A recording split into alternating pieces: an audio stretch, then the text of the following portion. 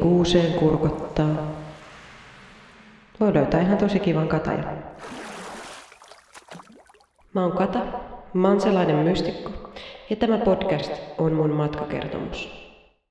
Tervetuloa mukaan tutkimaan tätä meidän aikaa, ja ennen kaikkea ajattomuutta.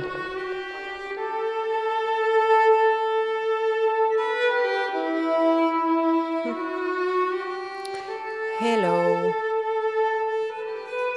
Kata ja kapsahdus jälleen täällä. Apeissa tunnelmissa. Tuntuu, että painaisi 1000 miljoonaa kiloa.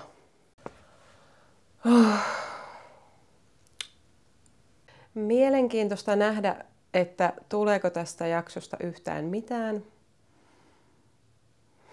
Koska mä oon ollut viime aikoina surullinen. Koko viime viikko meni vähän sillai.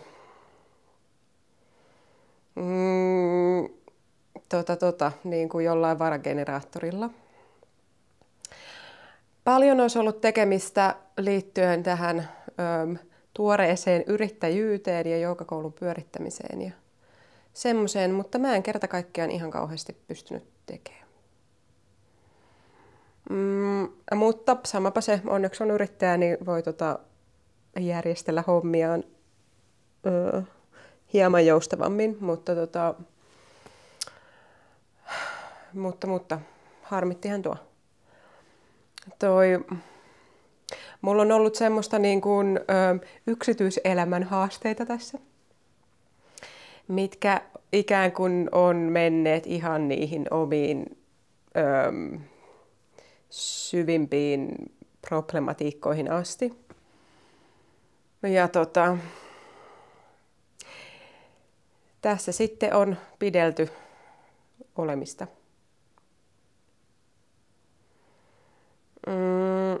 Mutta mä ajattelin, että no tästäpä nyt sitten ainakin saa aika orgaanisesti jakson aiheen tehtyä. Eli mä mietin, että tällä kertaa voisi puhua vähän erityisesti niin kuin vaikeista tunteista.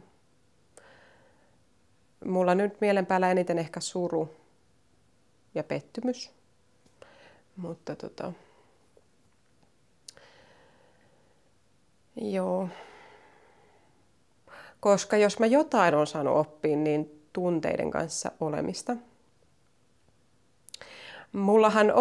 Minua on siunattu hyvin laajalla ja syvällä tunne-elämällä. Jotkut, jotka on mun kanssa olleet tekemisissä, saattaakin tietää tästä jotain, koska tämä myös näkyy ulospäin hyvin helposti. Eli no mulla on nauru aika helpossa, mutta sitten on myös kyyneleet. Eli mulla on semmoinen ominaisuus, että mä kun tunne tulee, oli se sitten ikään kuin tämmöinen niin kuin positiivinen, mä en tiedä mikä olisi hyvä sana, mutta tälleen myönteiseksi koettu tunne, tai sitten negatiivinen, niin ne molemmat saattaa lyödä itselläni läpi aika helposti parkumisena. Ja mielenkiintoista nähdä, alanko joskus jossain jaksossa tässä parkumaan, mutta katsotaan. Ja se on ollut itselle aikamoinen matka hyväksyä se. Koska mä oon tietysti ihan lapsesta asti ollut tämmönen. No nyt mulle vähän alkaa tulee ehkä itkua pois.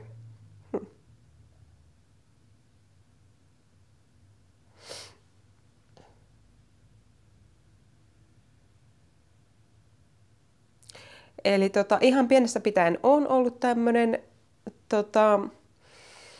Mutta näppäränä tyttönä niin mä hyvin nopsaa huomasin, että se ei ole kauhean toivottava piirre. Eli oletan, en mä nyt silleen tietoisesti muista tätä, mutta oon aika varma, että on käynyt niin, että sitten kun pienellä Katarinalla on tunteita tullut, niin sitten se reaktio ympäristössä on ollut aina, että älä itke.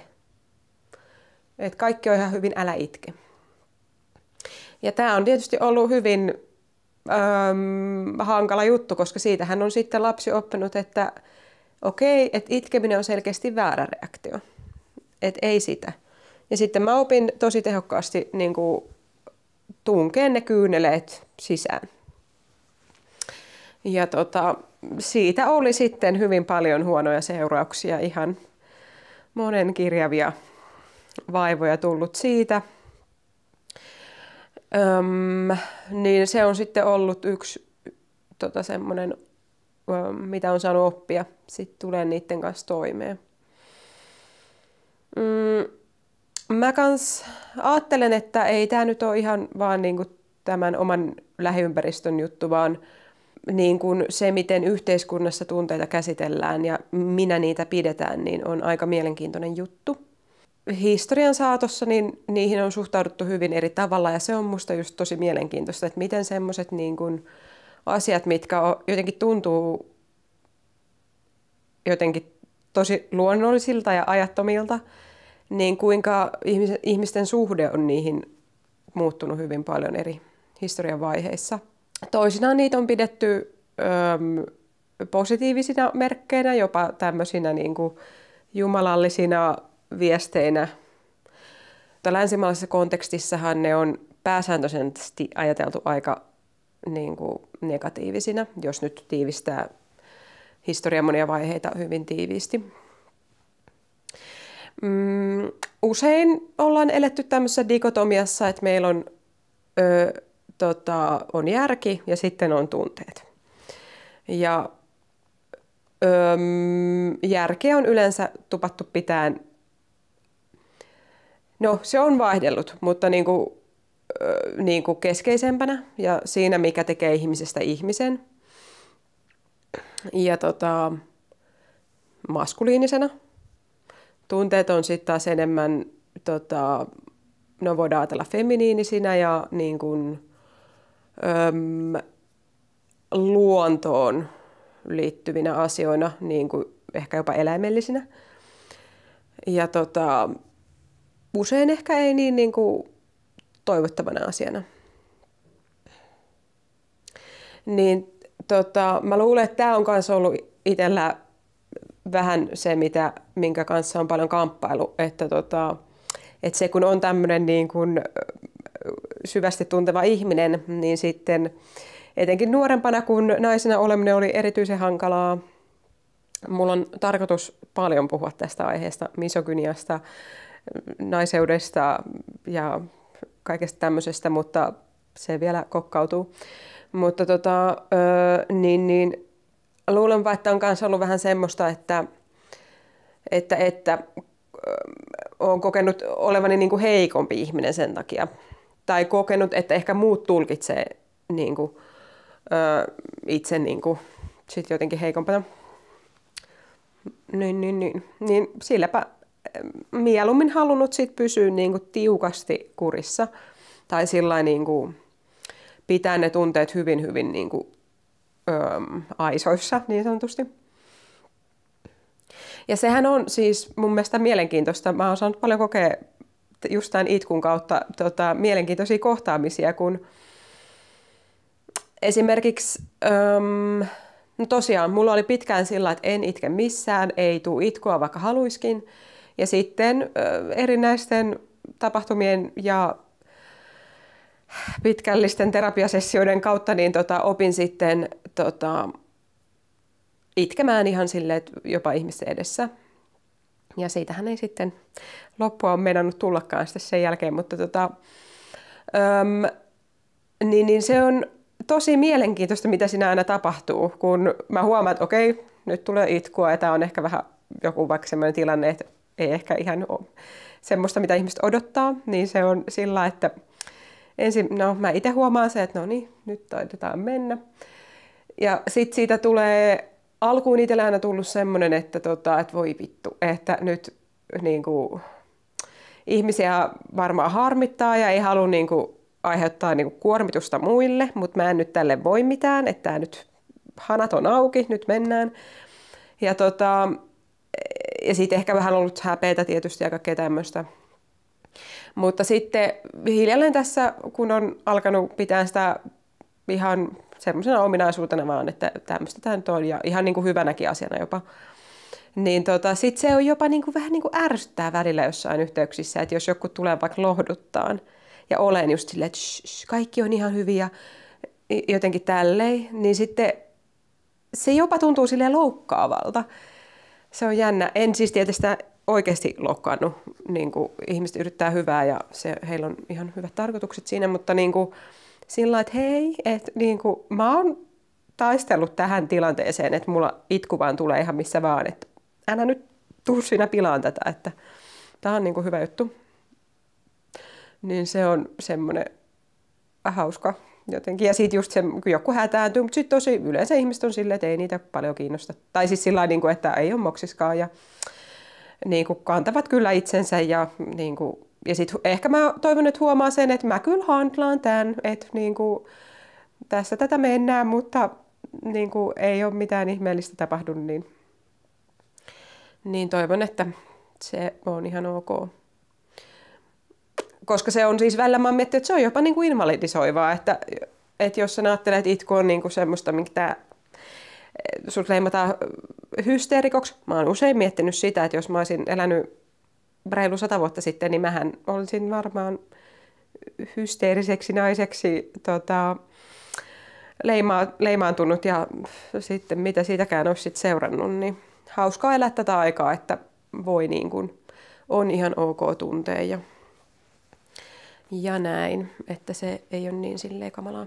Ja paljonhan tunteista kyllä puhutaan siis mun mielestä. Ja miettii, että siitä on jo monta vuotta, kun tuli tämä Pixarin elokuva, missä oli niinku tunteet laitettu ihan tämmöisiksi hahmoiksi ja sitä kautta harjoiteltu ja tunnetaitoja opeteltaan kouluissa ja tarhoissakin ja mistä on ollut pikkasen kateellinen suoraan sanottuna.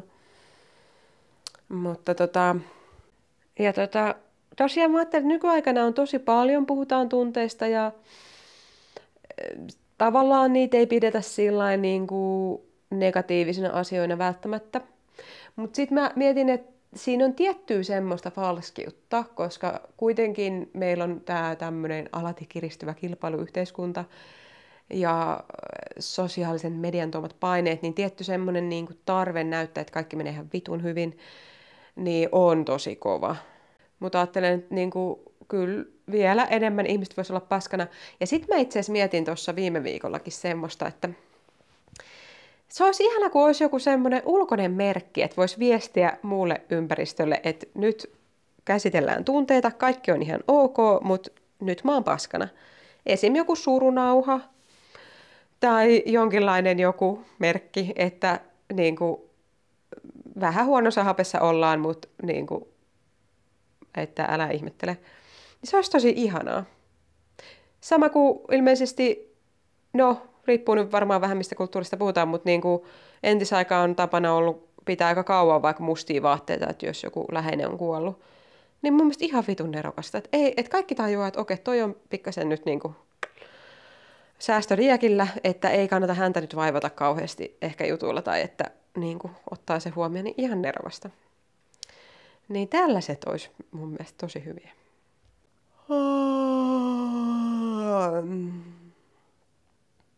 Ja sitten varmasti monelle asiat, mitä tässä jaksossa käydään läpi, niin on sillä aivan itsestäänselvyyksiä. Että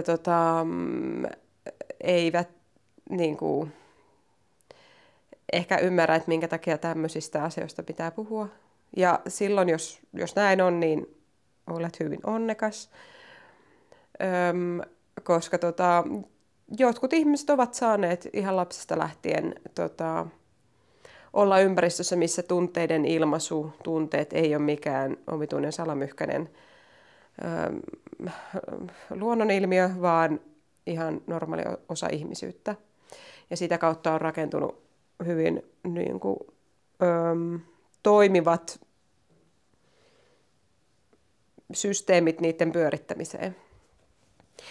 Mutta sitten mä kyllä huomaan, no juurikin sitä kautta, kun itse on saanut tunteiden kanssa toimivista ja elämistä oppia, niin sitten huomaan kyllä paljon sitä, että miten ne on kyllä niin kuin tosi monelle aikamoinen mysteeri.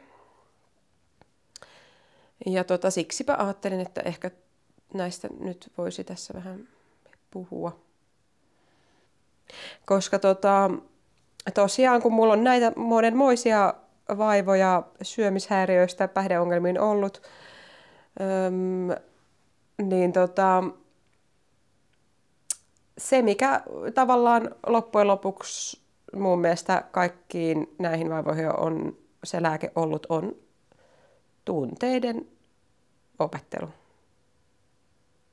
Ja kun mä tätä jaksoa aloin pohtia, niin mä aloin miettiä, että onko oikeastaan itse asiassa kaikki, ainakin lähes kaikki mielen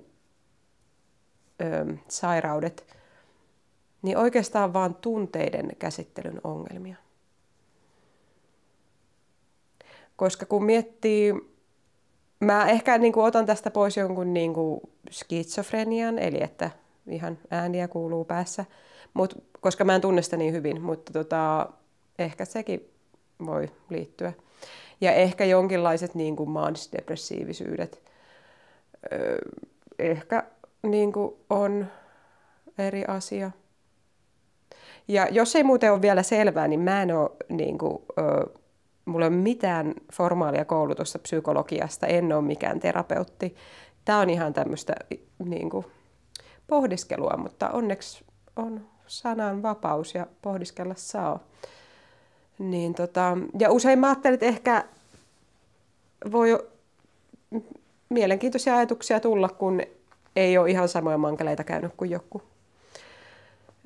mitä on usein niin kuin asiantuntijat käyneet. Niin hauska pohdiskella silleen niin kuin lavealla pensselillä. Mutta niin, eli tunteiden käsittelyn ongelmia olisi kaikki mielen ongelmat. Eli kun miettii masennusta,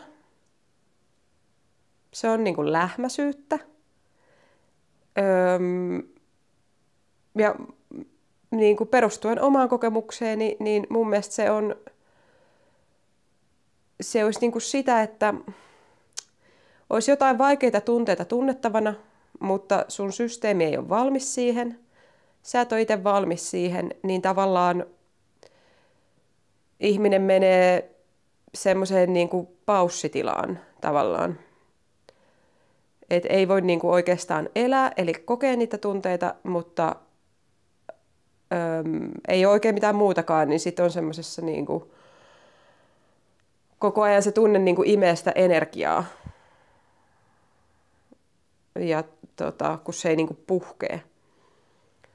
Ja sitten sama ahdistuksessa, siinä se niin kuin, tunne on niin kuin ihan melkein jo tulossa, mutta jostain syystä se ei pääse läpi. Ja sitten se ikään kuin poreilee systeemissä.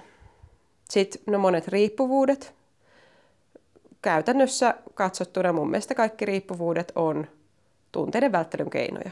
Sama liittyy johonkin pakko-oireisuuteen. Jotain vaikeutta on. Ja sitten sun systeemi yrittää jotenkin, kun se tunne ei pääse orgaanisesti läpi, niin sä alat tekemään pakonomaisesti jotain juttuja. Myös koskee vaikka niin kuin ylisyömistä, se on hyvin yleistä. Tietysti kaikki unenhäiriöt. Tunteita on systeemissä, et pysty rentoutumaan. Niin mun mielestä kaikki on niin kuin silleen. Mä mietin, että miksei, ehkä tää on itsestäänselvyys ja sillä mä tämän niin kuin keksin, mutta mä olin silleen, että tämähän tosi niin kuin hyvin käy järkeen. Ja vastaan sitä omaa kokemusta, että sitten kun hiljalleen saanut niitä välineitä siihen, että saan niitä tunteita tulee läpi, niin sitten on kummasti kyllä helpottunut hommat. Ja se onkin siis hyvä kysymys esittää. Ja kannustan kokeilemaan vaikka seuraavana no ei aloita heti, mutta vaikka viikon ajan katsoa, että miten sä reagoit sun tunteisiin. Tunnetko sinä kaikkia tunteita? No voi olla viikkoja, että ei ole mitään vaikka isoja negatiivisia tuntemuksia tai mitään isompia positiivisiakaan.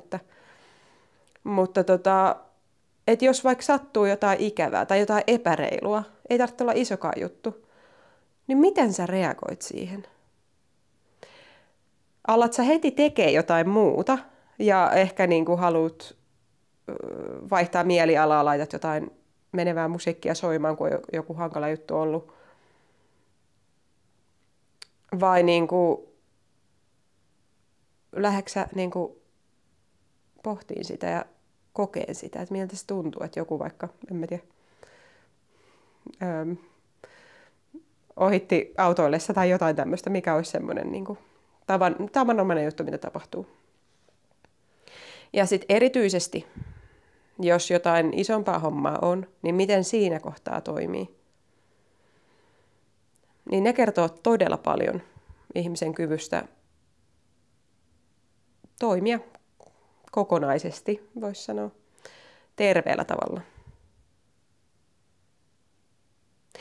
Ja tästä päästäänkin tähän jakson otsikkoon, eli suru on luksusta. Koska mä ajattelen, että surun kokeminen on kyllä todellinen etuoikeus. No mua vähän niin kuin ärsyttää tämä etuoikeuspuhe. Skipataan toi, mutta sillä että se on niin kuin, tosi iso juttu. Ja sillä tämä ajatus mua kantokin erityisesti viime viikon, kun mä olin todella murheissani. Mutta sitten mä aina välillä hoksasin sen, että vittu. Että tässä mä vaan oon ihan paskana. Ja se on ihan ok. Ja mä tiedän, että tää tulee olemaan ihan ok. Koska se ei ole mulle mitenkään itsestäänselvä asia. Koska siis niin oikeastaan melkein koko mun elämän niin vaikeat tunteet on ollut se, että niitä mä nyt viimeisenä haluan niin kuin kokea. Ja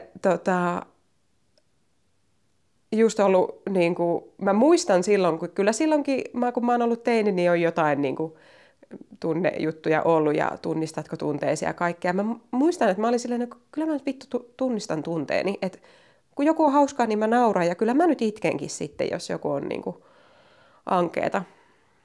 Että niin kuin, tää on ihan itsestäänselvää. Mutta sitten nyt jälkeenpäin mä ymmärrän, että mä oon ollut aivan totaalisen pihalla. Että on niin kuin, joko äidinmaidossa saanut sen kyvyn oikeasti olla vaan paskana tai sitten opetellut sen. Niin jos se on hallussa, niin hyvä homma. Todella hyvä homma. Ja jos ei ole, niin ei se mitään. Sitä voi oppia. Sitä kerta kaikkiaan voi oppia. Ja mä uskon, että se on nimenomaan minun sukupolveni juttu. Opetella tunteen. Todella monet mun niinku, minua vanhemmat ihmiset ei ole kykeneviä todella tuntemaan, on minun väitteeni. Ei koske kaikkia, mutta siis mä huomaan, että mun niinku lähtöoletus on nykyään se, että todennäköisesti on aika niinku alkeelliset tunnetaidot, semmoisilla sanotaan keski-ikäiset ja plus. Jopa ehkä niinku nuoremmillakin, mutta siinä on paljon vaihtelua. Niin ja sitä kautta saa semmoista tsemppiä, että no en mä nyt välttämättä olisi oikein voinutkaan ostaa paremmin, että jos ei sitä ympärillä oikein ole ollut tämmöistä, niin sitten se pitää itse opetella. Ja tämän nyt voi nähdä liittyvän tämmöiseen suomalaiseen tunnekulttuuriin, että että siinä nyt on omat historialliset tekijänsä. Tietysti nuo sotajutut, mutta senpähän vaan sanoi, että kyllähän maailmansota on koskettanut toki muitakin maita kuin vaan Suomea, mutta toki täällä oli todella niin kuin Sillain rankka meininki. Niin sitä mä oon niin kuin jonkinlaista merkitystä elämääni saanut siitä, että ajattelen, että just tämä tunteiden tunteminen on se niin kuin minun ikäisteni niin kuin oikeus ja myös vastuu, että sit tekee sitä. Ja vanhemmat ihmiset ei sitä välttämättä ymmärrä, mutta se heille suotakoon. Koska mitä nyt itse on saanut tässä omia tällaisia läpimurtoja tunteisiin tehdä, niin se on ihan vitun rankkaa. Aivan mielettömän rankkaa. Ja mä oon kuitenkin, sanotaan, että tämä alkoi ehkä niin 25-vuotiaalla itsellä. No vähän nuorempana, mutta kuitenkin, niin aivan saatanan raskasta ollut. Ja niin sit kun miettii, että olisi vielä vuosikymmeniä enemmän niin kokemattomia tunteita, niin ymmärrän hyvin, että sinne ei halua mennä, eikä ehkä ole niin ajankohtaistakaan. Niin ei se mitään. Mutta että sit jos oot niin nuorempi tyyppi, niin kannustan vaan oleen määrätietoinen siinä suunnassa, jos haluaa niin kuin autenttista elämää elää, että menee vaan. Ja tosiaan niin kuin viime viikolla sain totta vieköön tutaa sen, että tunteiden tunteminen, etenkin tämmöisten todella isojen tunteiden, niin niiden tunteminen on tosi raskasta. Se vie aikaa, se vie energiaa, se on pois työnteosta, monista muista asioista. Ja sitäkin kautta mä ajattelen, että se on luksusta. Että mä ymmärrän hyvin, että jos on ollut niinku niukemmat ja ankeimmat olot, niin ei kerta kaikkiaan ole varaa. Niin sitäkin tulee semmoinen, että että vaikka tuntuu, että kaikki on vaan paskaa, niin on silleen, että mulla on varaa tähän, että olla vaan surkeana. Niin se on upeata. Ja sitten se just, että vaikka ei nyt välttämättä olisikaan niin paljon varaa, mutta näkee sen arvon siinä. Että että pitkällä aikavälillä niin tämä on nyt juurikin se, mitä mun pitää tehdä. Että kaikki muu on oikeastaan aika toissijasta. Mä rehellisesti sanottuna ajattelen niin, että kyllä kaikki muu, sitten tämmöiset materiaaliset jutut, kyllä ne järjestyy sitten jotenkin ja sitten niukemmin eletään. Mutta se, että saa elää niinku aitoa elämää rehellisenä itselleen, niin se on niinku sitä, mitä mä kutsun vapaudeksi. Ja mistä olen kiinnostunut ja mikä on vähän niin kuin se oma tietynlainen niin kuin elämän päämäärä. Niin sitäkin kautta suru on luksusta. Mutta todellakin kun tykkään käytännöstä myös, niin koska näitä nyt voi jaaritella kuka vaan. Mutta se, että miten sitten käytännössä tämä on mulla käynyt, että olen päässyt tunteitani käsitteleen, niin nyt annan omia vinkkejäni. Eli suru ja muut vaikeat tunteet, niin ne tuppaa olemaan sellaisia, että ne ei mieluiten tule koetuksi. Useinhan tunteet saattaa kätkeytyä joksikin muuksi tunteeksi, koska ne on niin sillä tavalla vaikeita tyyppejä, että puhutaan primääri- ja sekundääritunteista, eli oikeasti saatat just olla surullinen, mutta sitten se näyttäytyykin niin kuin vihana tai minä liian nyt sitten jonain muuna niin kuin tunteena, mutta se ei ole oikeasti se, mikä siellä ihan pohjimmiltaan on. Että ne kätkeytyy ja sitten saattaa just kätkeytyä kaikki just tällaiseen toissijaiseen toimintaan ja semmoiseen kiireen tunteeseen ja mihinkä liian. Ne vaatii todella turvallisen ja niin kuin, turvallisen ympäristön ja sen, että ne koetaan halutuiksi. Ja käytännössä katsoen se, jos sä haluat tulla hyväksi tunteiden kanssa, niin mitä on alettava tekemään on turvallisuuden tunteen luominen itselle. Se tulee ulkoisista asioista. Eli ihan, että on semmoinen esimerkiksi koti, missä sulla on mukava olla. Jos on pelottavia, häiritseviä ihmisiä siellä, uhkaavat naapurit, jotenkin niin kuin paska feng shui yleisesti, niin vaikeaksi tulee. Koska sun pitää saada kokea olevasi ihan, että sä voit vaan niin kuin, että sä oot turvassa sun omassa paikassa. Auttaa kummasti, jos on vaikka raha-asiat about kondiksessa silloin, jos niiden kanssa on ongelmaa, niin joutuu sitä stressaan, mutta se nyt ei kannata siihen myöskään hirttäytyä, että jos vaan välillä pystyy olemaan miettimättä, niin se auttaa jo paljon. Sitten tietty ihmiset.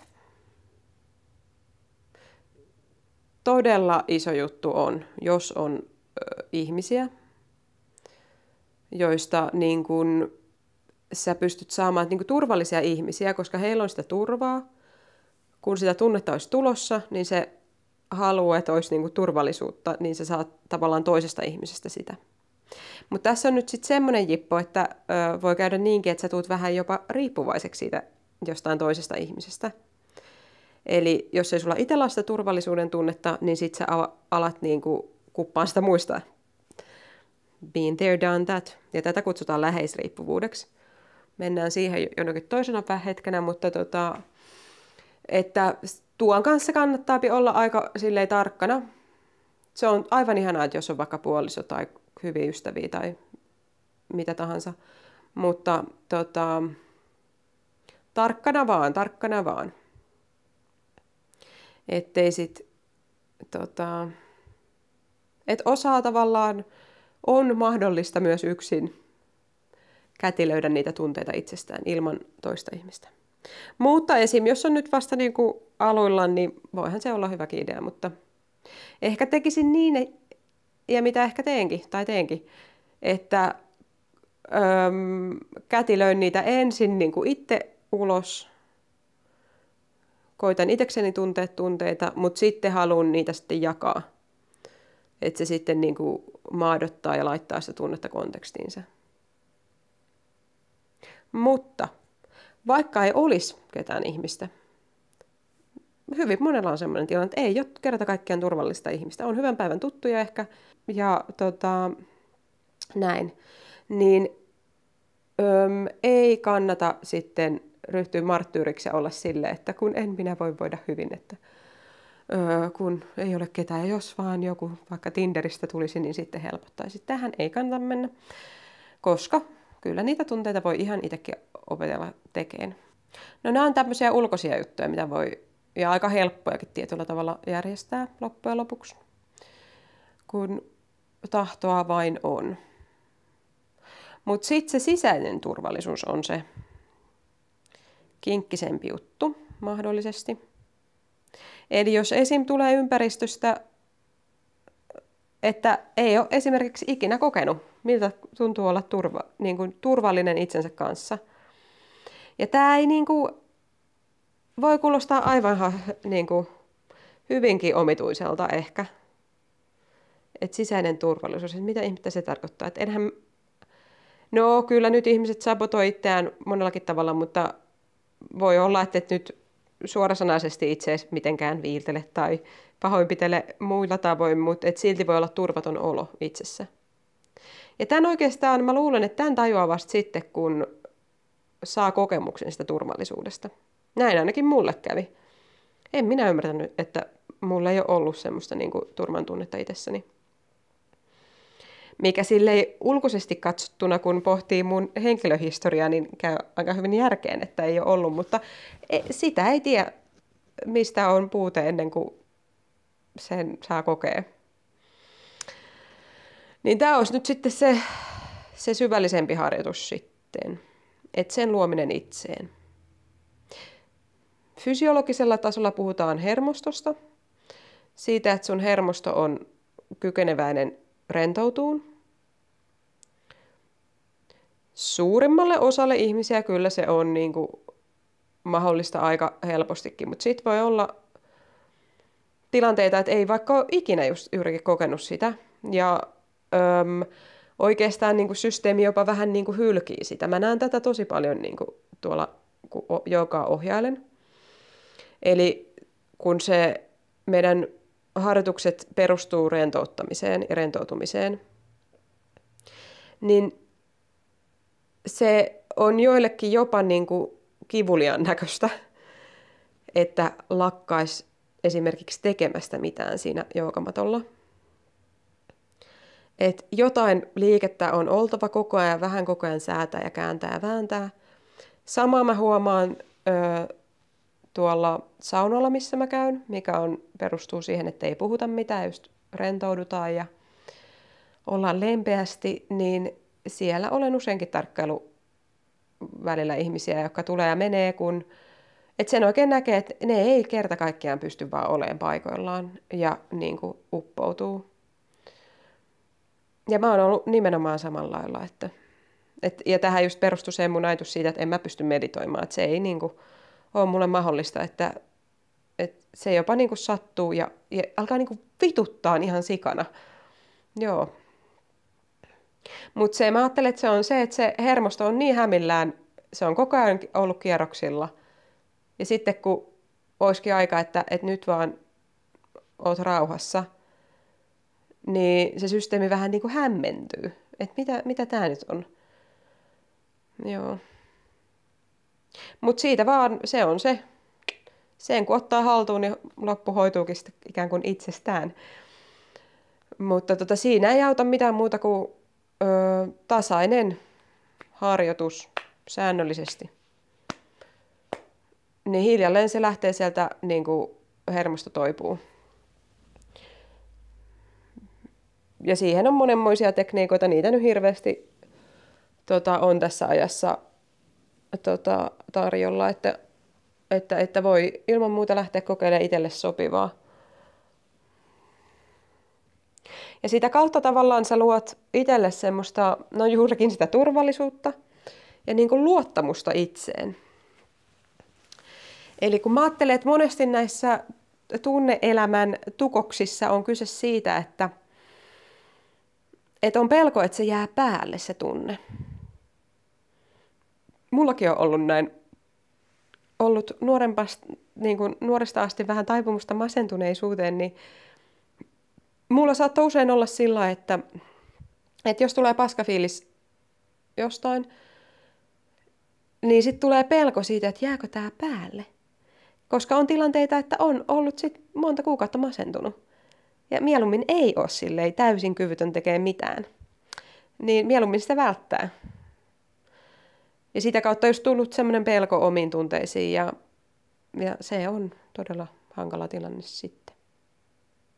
Mutta tarkoitus olisi saada kokemusta siitä, että kyllä ne tunteet menee ohi.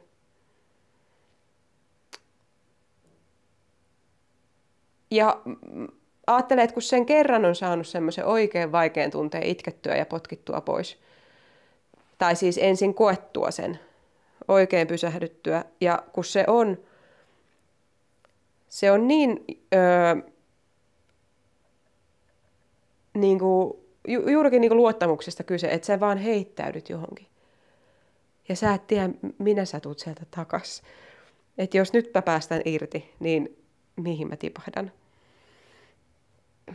Ja terveet ihmiset tietää, että ei siinä mitään tapahdu, että tämmöistä tää on ja vaikeammastakin selvitty.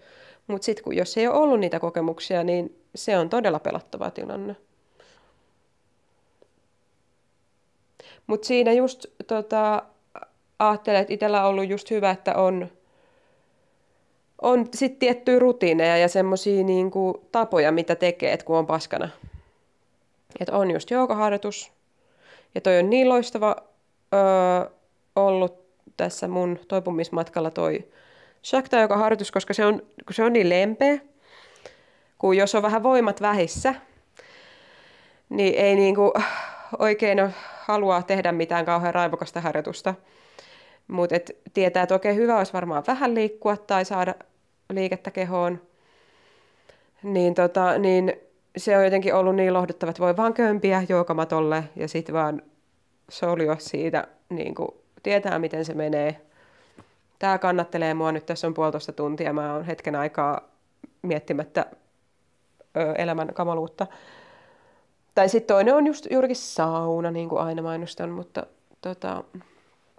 Et siellä vaan antaa huuhtoa ja siinäkin omat tietyt rituaalit ja näin. Kyllä sä handlaat. Tuli mitä tuli, niin kyllä se menee. Ja se on aivan uskomattoman upea tunne. Tuossa just sain taas sen kokea, että kun oli vähän ehkä tämä vaikea tuntemus ei oikein meinannut loksahtaa ja en oikeastaan olisi halunnut sitä tehdä, kun mulla on niin kiire ja en mä nyt kerkeä. Mutta sitten kun otettiin lusikkaa kauniiseen käteen ja se työstettiin tai se tuli niin kuin koetuksi, niin sen jälkeinen tunne on kyllä niin uskomattoman ihana. Jotenkin. Semmoinen niin kuin oikein hyvän itkun jälkeen, että oikein kun sydämestä asti tullut joku, että ei vittu. Niin se on kyllä niin miellyttävä tunne. Ja se on kanssa ollut semmoinen, minkä on saanut huomata, että nimenomaan tunnetaidoistahan puhutaan. Että se on todellakin semmoinen taito, että sitä voi opetella ja siinä voi tulla paremmaksi. Ja se on aivan mahtavaa huomata, kun no ensinnäkin se on ollut hauska havainnoida jotain semmoisia niin kuin tunteiden kanssa taitavasti toimivia ihmisiä, että kuinka niin kuin hienosti he osaavat itseään niin kuin, käsitellä. Esim. Joskus teininä mulla oli yksi kaveri ja hän erosi sitten poikaystävästään. Ja me taidettiin suunnitella jotain reissua tai jotain tapahtumaa jonnekin. Ja sitten tämä mun kaveri oli vaan silleen, että joo, että hän ei tule, kun hän on niin paskana. Ja silleen niin kuin aivan niin kuin, ihan silleen, että hän oli ihan ok-oloinen, mutta hän vaan tiesi, että ei hän halua, että niin kuin, nyt hän haluaa olla vaan keskenään. Ja näin, ja mä olin silleen, että vau. Koska siinä kohtaa niin kuin itse olisin ollut, että nimenomaan bileisiin ja niin kuin aivan unohdetaan murheet niin sanotusti meiningillä. Niin muistan sitä miettineen ja jälkeenpäin mä oon paljon pohtinut, että vau, että hitto se daami on kyllä osannut. Ja se tosiaan niin kuin automatisoituu vähän niin kuin kaikki taidot, koska sehän on niin kuin, että jos ajatellaan, että joku on hyvä jossain, niin se yleensä on sellaista, että sä pystyt tekemään jonkun asian erittäin vaivattomasti. Sehän on kaikissa lajeissa ja musiikissa ja kaikessa, että sehän on se, niin kuin, että sit sä oot hyvä jossain, kun se on vaivatonta. Niin sama käy niin kuin tunteidenkin kanssa. Että hiljalleen kun sitä prosessia tekee, niin sit vaan jossain kohtaa hoksaakin, että hei, että tässähän vaan tunnetaan ihan kuin aikuiset ihmiset. Eikä tuu niitä tukoksia. Että sitä toivon teille oikein hyviä itkuja. Just tää pimeä aika on erittäin hyvää. Vähän on mieli jo varmiksi alakulonen, niin ei ehkä paljon tarvitse tökkiä, niin sitä jo tuleekin sieltä. Kiitos kun kuuntelit ja kiitos muuten kaikista palautteista, mitä mä oon tähän mennessä saanut. Aivan ihanaa. Saa laittaa lisää. Ja mä toivon teille oikein hyviä mehukkaita itkuja.